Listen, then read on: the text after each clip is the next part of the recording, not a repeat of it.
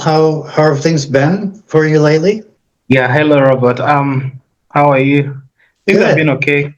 Yeah. Pretty fine this side. Been a while. Yeah. We did do a video a couple weeks ago that I was going to split into two and use it for, to fill for a couple weeks. But we found that the quality of the video turned out to be not so good. It didn't sound very good. We had put it up maybe for several hours. We got maybe about 6 views on it. We decided to take it down because the quality wasn't so good. We had some internet problems that day. I don't know if they were on my end or if they were on your end, but we had some problems and the sound quality wasn't very good and it was difficult to hear. And then the video itself kept freezing and it just didn't look good. And I think we struggled a little bit more with some of the content than we normally do. I mean, I don't think that it was up to the level of quality that we usually do in terms of the content. I think it was more of a logistical problem.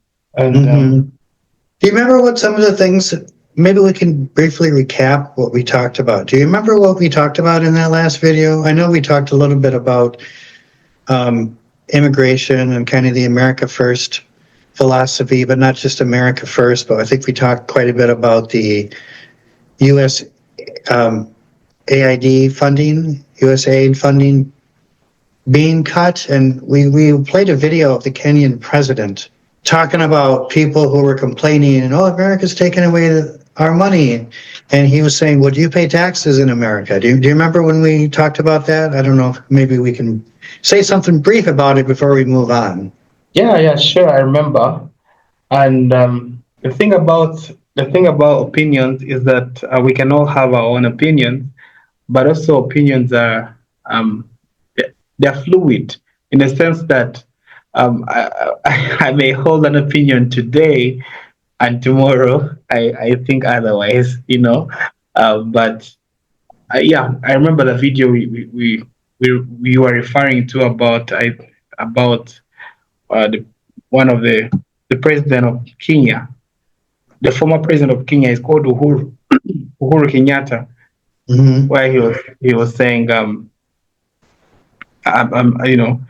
Donald Trump owes Kenyans nothing because they don't pay tax to America, really. So if the president of America feels like his country is unable to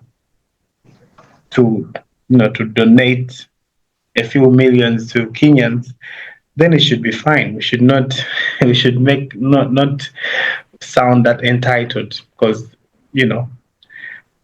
ideally we should be thankful for the support that we've got for a longer time, and maybe it's an opportunity for Africans to be more self-reliant, also self-sufficient, where we don't have to rely on foreign aid, which usually comes with what we're always complaining about, strings attached.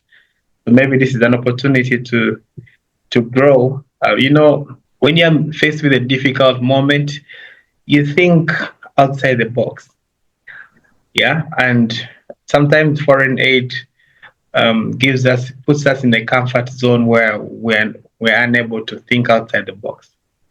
So maybe it's a time to think outside the box. Yeah.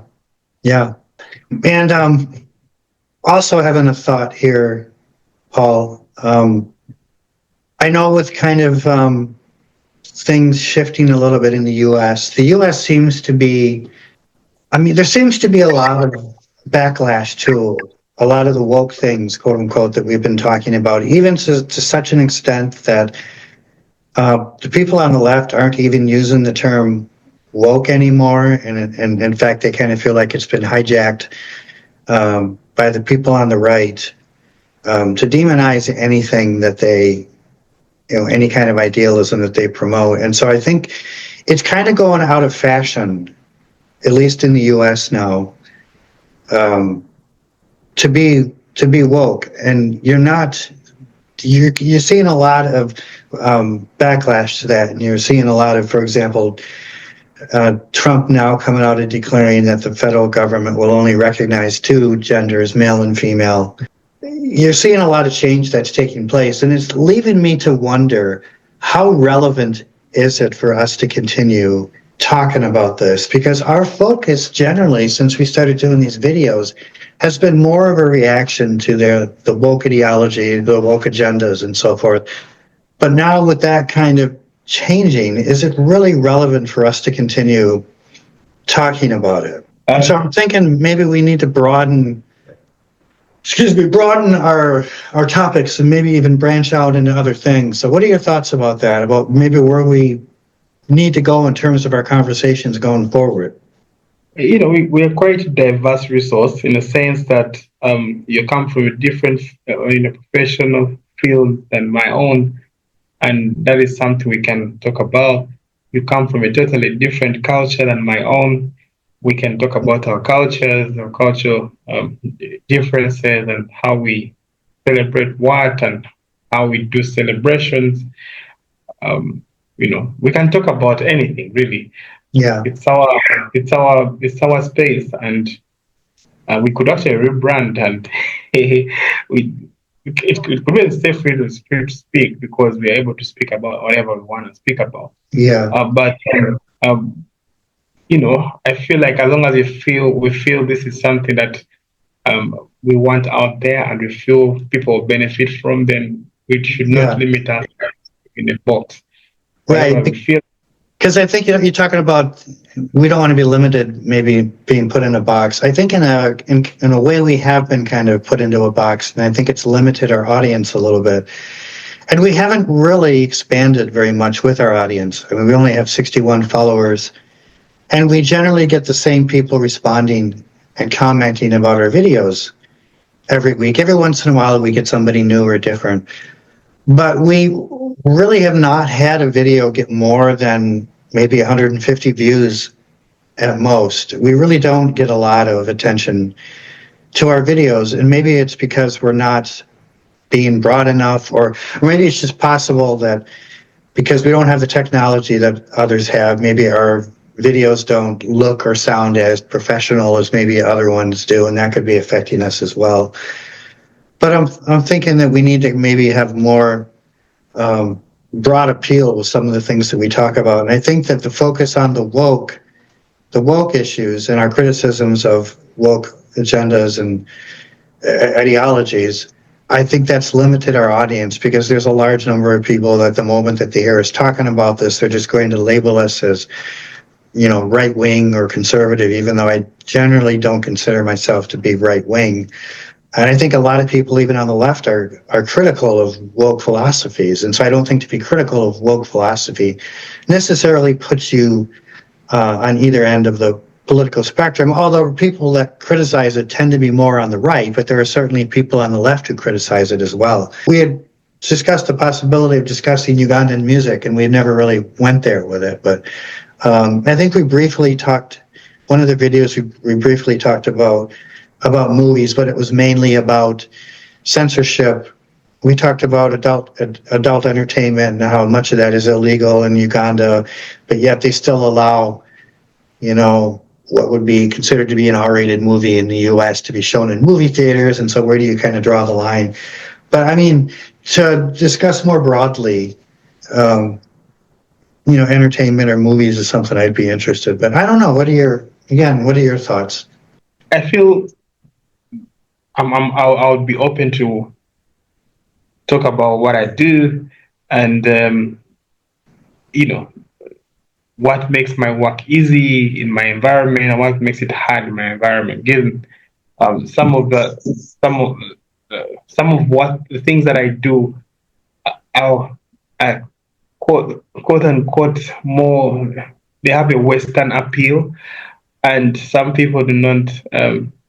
So there are challenges that come with that. The fact that the average Ugandan or most Ugandans would look at what I do as something more Western than African. So maybe I can at some point talk about the challenges I face to actually be practical with what I do. I think that might be a good idea to make that our first topic for next time. What do you think about if we do that next week? We can talk about that because there are limitations to how I'm able to perform, or and what kind of audience I can reach out to, yet vis-a-vis the audience that needs the service. So a few will find it relevant, and then there are many that need it, but then they'll feel it's not for them. Mm. They need by virtue of the fact that they have the challenges that would warrant the need, but then they don't want it because they don't understand how it works, Right. or it has a Western vibe. So that is something we can dig into. I've heard it said that oftentimes the people who need the most help with their mental health are the people who can't afford it. I mean, maybe it's not that the people who can't afford it need more help, but it's just that the people who have money are able to afford getting that kind of help. And so the people who don't have the resources or the money can't get that sort of help. So they just kind of continue to get worse and worse with their mental health. I don't know if you found that to be true, or how true that is, or what the solution is there. This is not researched, so you won't ask me where the data is coming from. But from my own observation, even the people who have money, who can afford the services, they just don't understand why they need to go to a therapist. So we are in a place in Uganda. We're in a place where I usually pitch to my friends, and I tell them it's not the right time to be a therapist in Uganda. It's right now Uganda is ripe for advocacy, or awareness raising about mental health and these services. So we're in that age where we're supposed to be pushing out more information and creating awareness and advocating for this kind of services to be put closer to the people. I feel we are at that stage because even the people who have money, yeah, they do not appreciate these services to a greater deal, until someone has a typical mental breakdown. Typical. That's when they will look for a psychiatrist usually.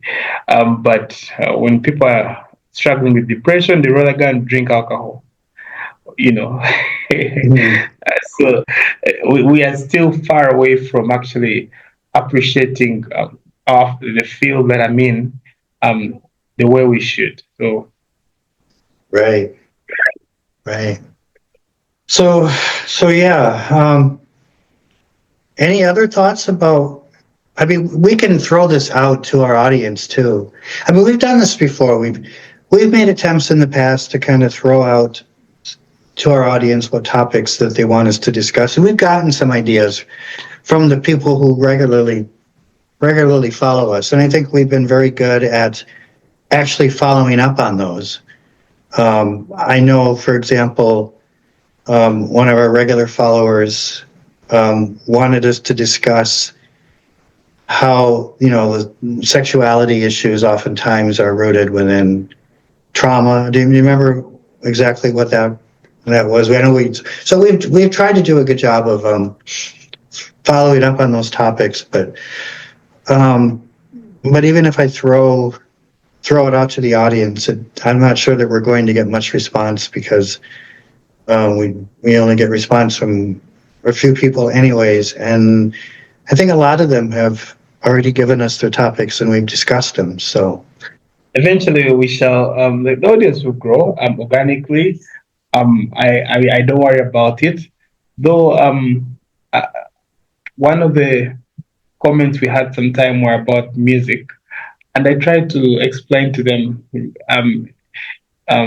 In hindsight, I responded to one of the messages that they had sent a few months back. I responded with a little bit of explanation about what music looks like in Uganda, what kind of music we like. Yeah, I tried to respond to the person, and maybe just to bring it to the video here. So Ugandans typically like Ugandan music, mhm. and Ugandan music is, um, you know, we have R&B, we have reggae music, Yeah. and yeah. So then we have some hip hop and a mix of that. That's it, the Ugandan music, and so Ugandans as well. They love to keep up with the world trends. So whatever trends in the US will trend in Uganda.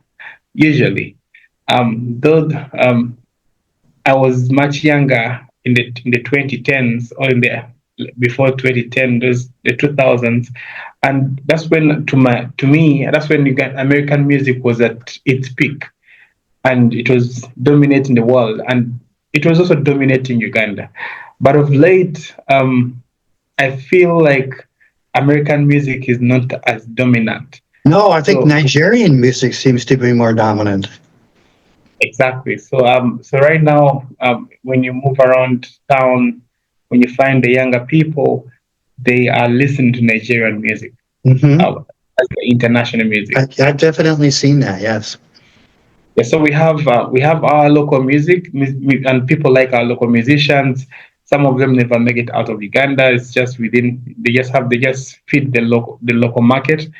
But a few of them are trying to break out of this and get more international. But Yeah. yeah, so basically we consume our local music, and then whatever it is that is making it on the international scene, and we go with the flow. So if at one point it was American music where we had the Lil Waynes, the Kanye West, and Yep. Mariah Carey, they were selling, extremely selling.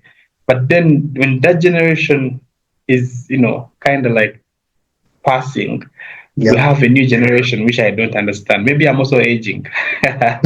So Yeah. the Yeah. new generation is not of that much appeal to the Ugandan market, whereas the Nigerian market on music is actually selling here.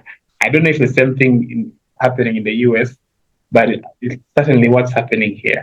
Yeah. I think a lot of the Nigerian music, I hear a lot of it on TikTok. So I mean, it's still making its way to America, but I don't think it's making its way necessarily to the airwaves, to the radio waves.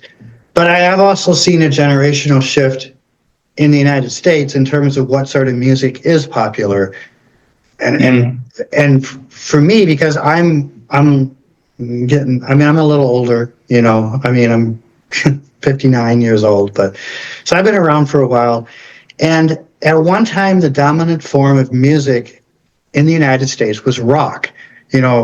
Rock was everywhere. There was alternative rock and hard rock and heavy metal and all the various forms of rock. And then in recent, I want to say 10 to 15 years, you've seen this shift away from rock. It's not that people don't listen to rock anymore. It's still there. But you've seen a shift away from rock towards hip hop. And maybe even this started maybe even 20 years ago. And because of the fact that I grew up with rock, and rock is my taste in music, I have a lot of, I don't want to say I struggle with adjusting to the changing styles of music. It's not that I so much struggle with it, I just don't relate to it or connect with it because I'm a hard rock person. What connects with me is hard rock. When I hear hard rock, that's the music that connects with my soul. And I'm not really into all the hip hop and all the other forms, the reggae and all the other forms of music that are becoming popular now. And I think probably even there's some songs in Uganda that I like, but usually if it's a song that I like, it's usually going to be very catchy. It's usually a very humorous song. Like, I don't know who sings it, but there's one song I've heard on Ugandan radio stations where the singer goes, God made man, God made money, God made woman to eat man's money. It's hilarious. And when I hear songs like that, I kind of connect with that because I connect with the humor of it. But other than that, there's another song by Spyro, Who's Your Guy? That song's very catchy. I like that song. It's what I'm talking about. I don't know if you know what song I'm talking about, but I know. Yeah, Who is the guy? It's a Nigerian song. yeah, Spyro. Is his name Spyro? Yeah. I think so. I mean, I can't even sing the lyrics all the way through, but I think the reason that I connected with it though is because at my the reception when my wife and I got married after the traditional marriage, the traditional marriage that took place at her father's house up in Kigumba, there was a DJ afterwards just playing a bunch of music, and that song was played, and for some reason my wife Sharon and I connected with it, and that kind of became our song, even though it has nothing to do with marriage. It's just a song about friendships between two guys, you know. It's a friendship song, but we connected with it, and for some reason that's kind of like our song for some reason. You know. But it was a nice song. It was a nice song. Say that again? It was a nice song, and it has a couple of it has been remixed all over the place. Yeah, it has. There's several remixes of it, but other than that, I don't really connect too much with Ugandan music because I hear very, very, very little rock, and I don't even know if people like rock too much. I know my wife doesn't really like it, but every once in a while, I'll show her one of my songs and she'll like it. Because most of what I listen to is rock. Does she like it because she has to like it, or does she like it because she likes it? I think I usually when I show her a song, that I think that she might be able to connect with lyrically.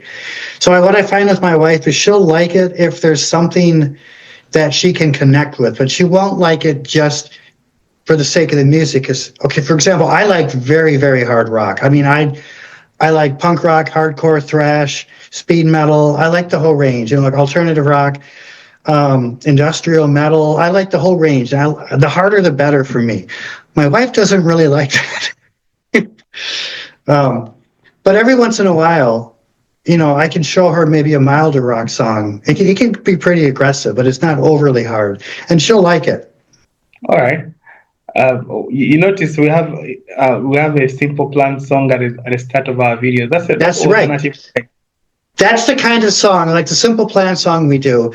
That's what I would call mild rock. It's not soft rock, but it's not hard rock either. I'd call it somewhere in the middle. So that to me is mild, for my taste in music. That kind of style I can get my wife to listen to and to like. But if it's any harder than that, she won't like it. But yeah, for me, that's kind of the minimum level. That song that we use, Simple Plan, that we use for the show, that's kind of the minimum level for me in terms of rock that I like. So anything that level and harder is what I like. But, it's interesting how I got to know about Simple Plan. Most of the music of Simple Plan is a bit sad music. Mm-hmm. It's about people who are who are struggling with mental issues, really. Oh, yeah. Most of their music, if you listen to most of their music, it helps pick people up from very bad places, and it helps people to feel like they belong somewhere. So if you listen to most of their music, it has a message, and a very strong message. But then it's more for younger people, for the really young people, like teenagers and all that. That's where they appealed the most. And but actually, it's the main rock band that I know. I know if other few, but even the ones that I know are not major bands. Because Simple Plan, they sing about children suffering from bullying, from all these things. But then the message behind the music is to uplift people. Whereas these rappers, when they're singing, usually they are trauma dumping. So when you trauma dumping onto someone that is struggling just like you're not helping. That's why we're finding there's another musician called Juice WRLD, and if you listen to Juice WRLD's music, he committed suicide. But if you listen to most of his music, he was trauma dumping, and it didn't help him. So So, yeah, I understand why they have to do what they're doing, because they're struggling. But I feel like most of those songs, these people are actually crying out for help, which they never receive. They just get celebrity status and people celebrate them, but no one actually, they don't seem to be getting the help that they need. Because if someone is trauma dumping in the song, they need help. But then if you just if you just put them up and give them money or the dollars and worship them, you're not helping. You're not helping. Sometimes all they actually need um, some sort of mental health intervention. All right, so we're at the half-hour point then, Paul. I think this is a good place to cut it off. Yeah, that's all right. That's okay.